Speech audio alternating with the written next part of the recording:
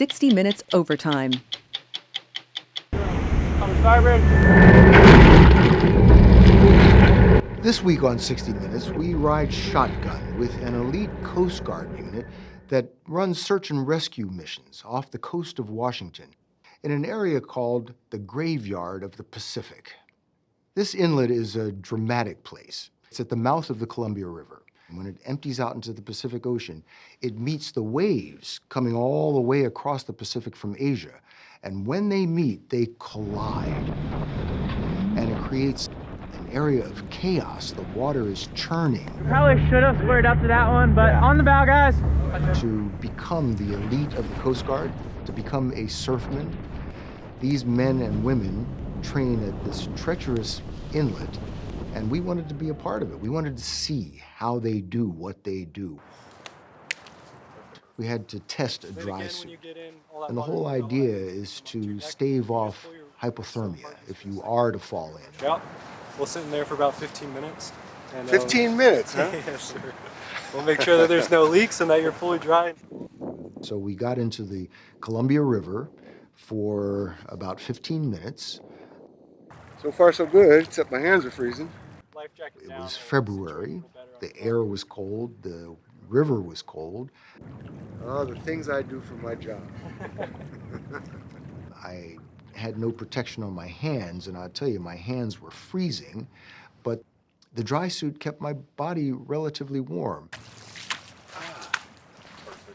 No, perfectly dry. Excellent. That's good. Perfectly This is the dry. way we like it. One of the exciting, maybe even scary things they told us could happen was that the boat could be hit on its side and do a 360-degree rollover. And this doesn't happen often, but it could happen. As we saw a video in our story, we had an incident where a boat was completely knocked over by a wave. The idea of these Coast Guard lifeboats is that they're built in such a way that they're just buoyant. This boat really can take a hit from a wave, get knocked over, turn under 360 degrees and pop back up. And the surfmen can carry on with their work. There's so much buoyancy on this vessel. We went out with Chief Kelly. At the time, he was the chief instructor at the National Motor Lifeboat School. It's really just like a football. Imagine you put a football in the bathtub and you have the laces, you push it down, the laces always shoot up. That's how this boat's designed. You know, the buoyancy chamber right behind me with all of our antennas attached, one big void. So if this boat gets underwater, within 8 to 12 seconds, it's gonna violently rewrite itself to where we can, get ready for that next wave. To make sure we not only just go under but come back up, they clipped us in. You had to have 2 positions where you were clipped in to keep you in place in case the boat would completely roll over and we'd have to hold our breath 8 to 12 seconds. We'd be wet and gasping, but we would be safe and secure. Here we go. Touch your head. Well, I've had colleagues who've told me that I'm crazy, but I really enjoyed this assignment. Nowhere to go, squaring up.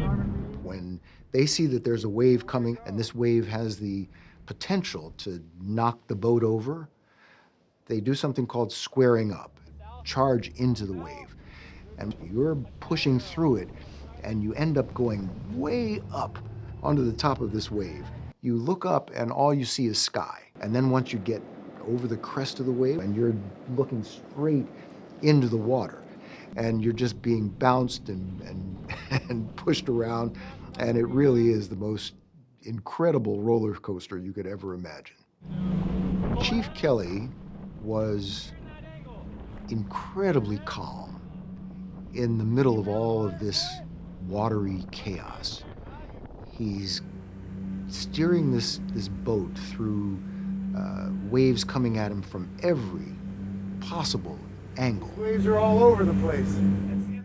I would say to him, what's this like for you? I mean, this must be incredibly stressful for you to do this. And his answer was kind of surprising. He feels calmer there than perhaps anywhere else. He gets calm and relaxed And I have to tell you, that's the kind of person you want to go out in a situation like this. I could be having the worst day in the world, like whether it's personal stuff or work stuff, just stressed out. If you let me go take a 47-motor lifeboat out into the surf, I'm immediately in the best mood. Just full of endorphins, you know, happy as could be, all my problems go away.